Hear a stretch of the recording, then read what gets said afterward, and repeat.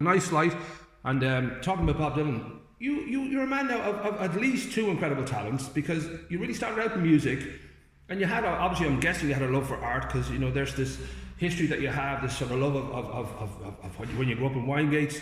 Yeah. But music, was that seems to be the first love that you had when you were a young man. Yeah, music, the beginning of rock and roll.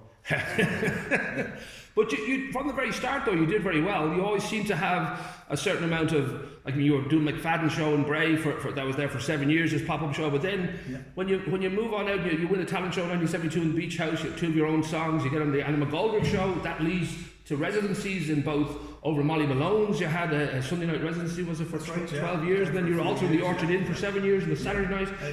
Yeah, Molly's was 12 yes. years, yeah. But I'm just thinking, was that at that point you must have sort of felt, well, this is my life. Music is my life. Yeah, I suppose. But I've always wanted to paint. Right. But never could. I couldn't draw. Ah. So when I went for some lessons to Niamh Harding Miller, well-known painter, she taught me that you don't need to draw to paint. Which was a good one. But we should say that it was actually quite late in life that you really gave yourself over to that. I was in the mid-60s right. at that point, yeah. And the fact that you're so good at it, I mean, did that catch you by surprise? Was it something that you sort of deep down suspected that you could do this, or? Not really. I mean, my first year. Right.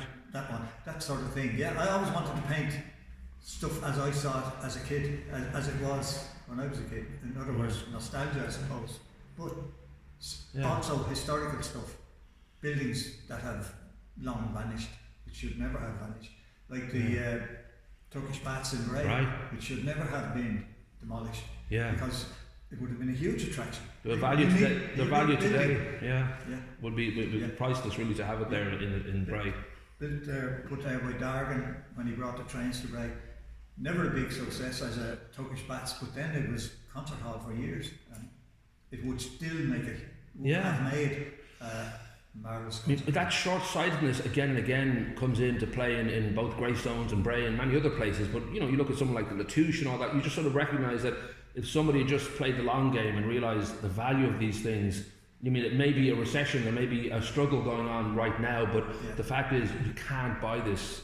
Literally, you cannot buy this later on. Once it's gone, you cannot bring it back. Yeah. So that part of you too, with the history, even when you're playing the music in the early 1970s, you start up the Bray kind of historical society, the Coulon, and you also wrote two books, which is you have Wicklow Gold, which is sort of a faction book, but then you've also got the other book was, what was the other book called? Chip Chop Cherry. Yeah. Chip Chop Cherry. That was about growing up in Bray, Greystones, Windgates in the 1950s and mainly the 50s. So was that something then? Again, I'm just loving the fact that you seem to have all these talents that are going on simultaneously. I'm guessing it was just natural to you. It wasn't like you were trying to be anybody. I never looked at them as talents. It was just something I wanted to do, so I did. You know, and especially recording Ballywaltrim when I grew up there, Windgates as well. But Ballywaltrim was going to be overcome totally. It was country when I was there. Right. We were cultured. We were actually called cultured by people in Bray at that time. Now Ballywaltrim is a complete one big estate. Yeah. Where at that time there were 15 cottages in the middle of nowhere. Right. And that's where I grew up, among the fields, and that's where I tried to record. I got my first camera when I was about 14, a little rubbish thing, and I was running around wasting film as I thought at the time. Just on my way home from Bray, I'd photograph Killarney Road, different parts, and they came in handy later because I could paint. Well, I'm guessing like most teenagers, you know, we don't recognise what we have around us. We just, you know, this is our world, and we don't sort of see it in the perspective of history, and we feel that this will all be gone when we're in our 40s and 50s and 60s. Yeah. So you did spend some years away. I don't know whether you were just travelling or whether you were working abroad or... I only spent less than 1 year in Manchester, England. Okay. And I played in working men's clubs and that sort of thing. Okay. Yeah. So it was always pretty much like that was a short kind of elastic band. It wasn't like you were going to be that was it. No, leaving. I could never have... I loved Wicklow, put it that way. Right. So I could never have just gone and not come back. There was the pull there all the time. So I just wanted to be back here. So when it came to kind of making a record, obviously you have the books, but then when it came to painting and sort of celebrating that era of growing up, and for a lot of people, it is a golden time. I mean, it's probably a difficult thing to sort of to go for the realism and you know, and also the romanticism, and finding the balance, because there's a rose-tinted sort of sense of what we used to know as children, and you want to preserve the reality of it, the sort of sense of that's what it really looked like, as opposed to suddenly it's a Disneyland kind of theme. Yeah, well, I can tell you. Thankfully, when I wrote Chip Chop Charity about growing up in Windgates and Ballywalter, I hadn't a clue about writing. Right.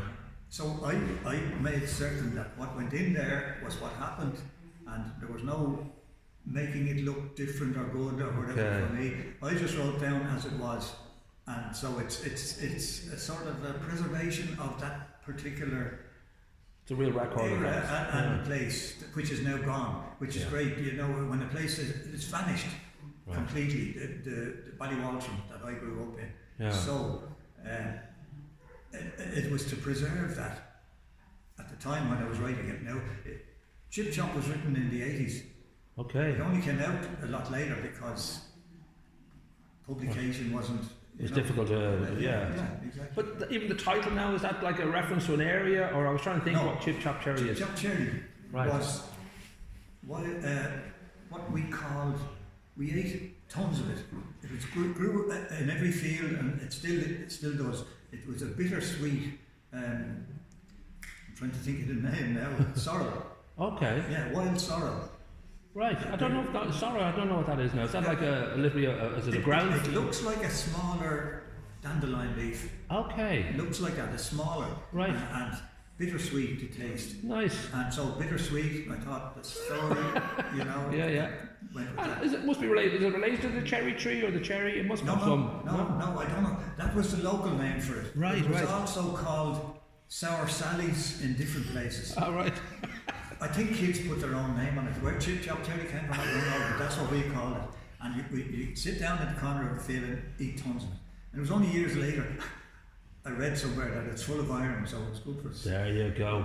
A lot of those things, but now everybody sort of recognises the value in an organic kind of, you know, anything that isn't basically been tampered with. Okay. And that's really what, I grew up in the 60s in Dalgany and Blackberry Lane and all that, and into the 70s, and that's all we had. You know, you just lived off what was around you. You had cows.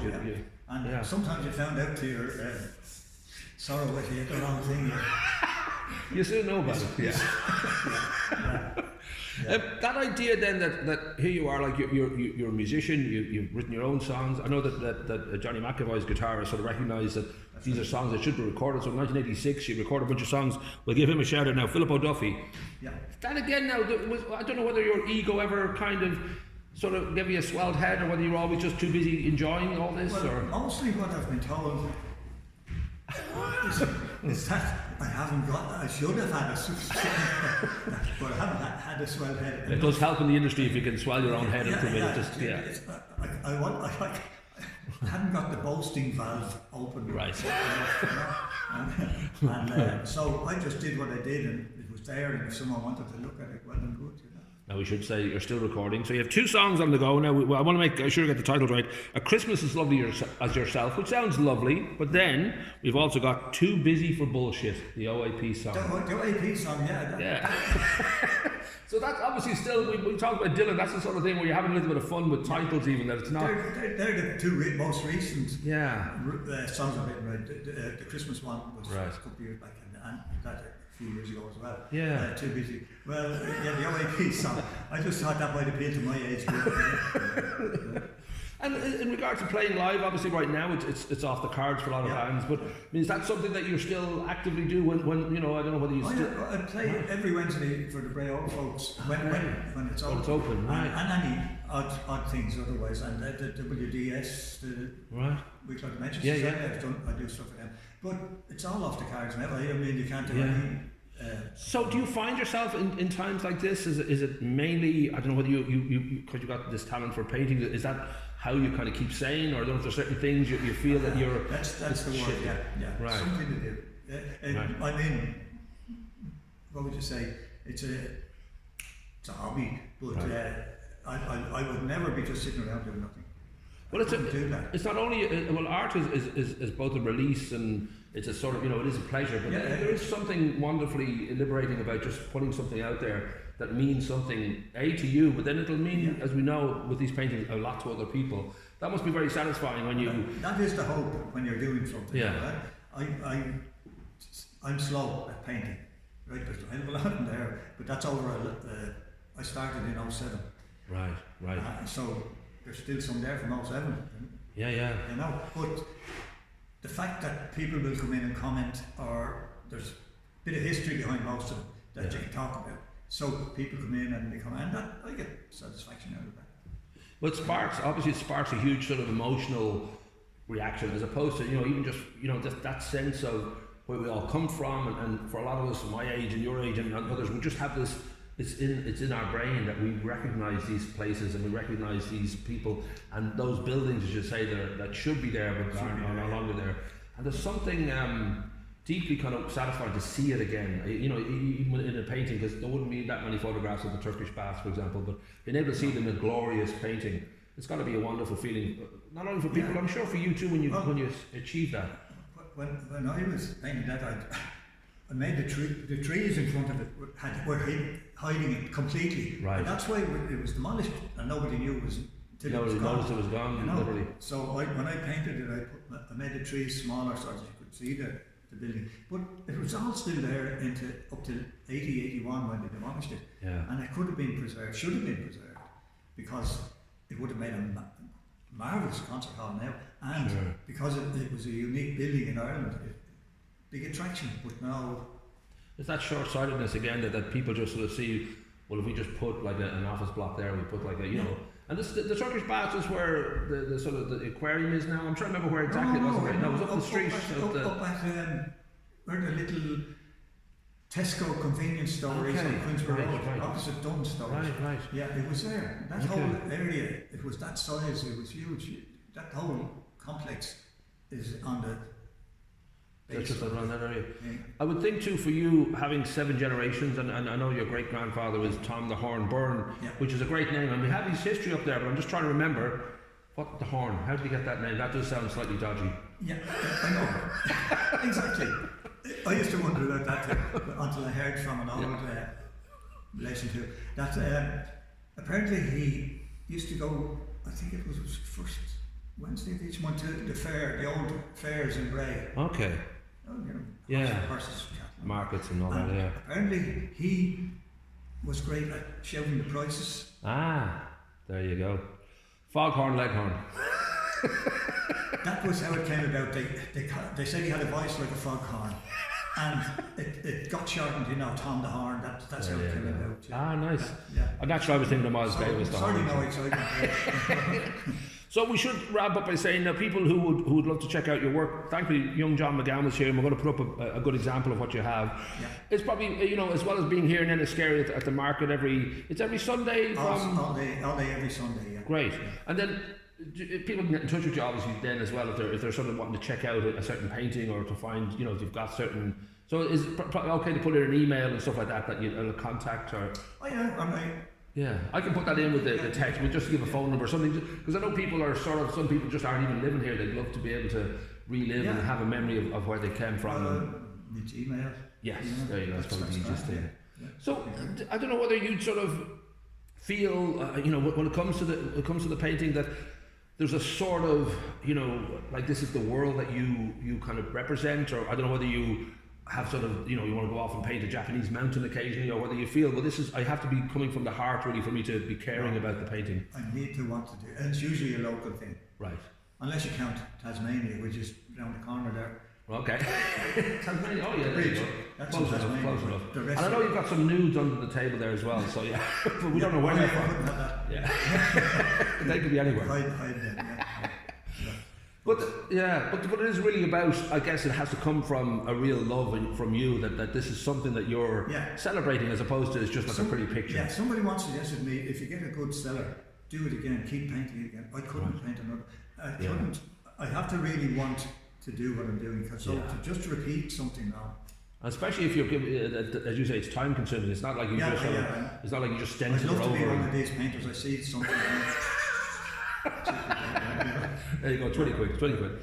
So I will say, beautiful work, and I know a lot of people already know your work, but hopefully there'll be others, especially those outside of, you know, just having the luxury of living here anymore. They can sort of relive, and as I said, nostalgia, we're all sort of more and more susceptible as we get older, but I mean, there is that great balance of just recognising the beauty of the past, but then, you know, you kind of do move on, you have to move on, but you can always sort of have that gut feeling of that's the world I grew up in, and at that time it was bigger than any world I could imagine. Preserving that, Right. And the music too, we'll hopefully see you back on the road too as well. I hope so. We're all hoping so. we'll I miss get that. Yeah. Nice. Rock and roll. Thanking you, young Ray. Thank you, Paul.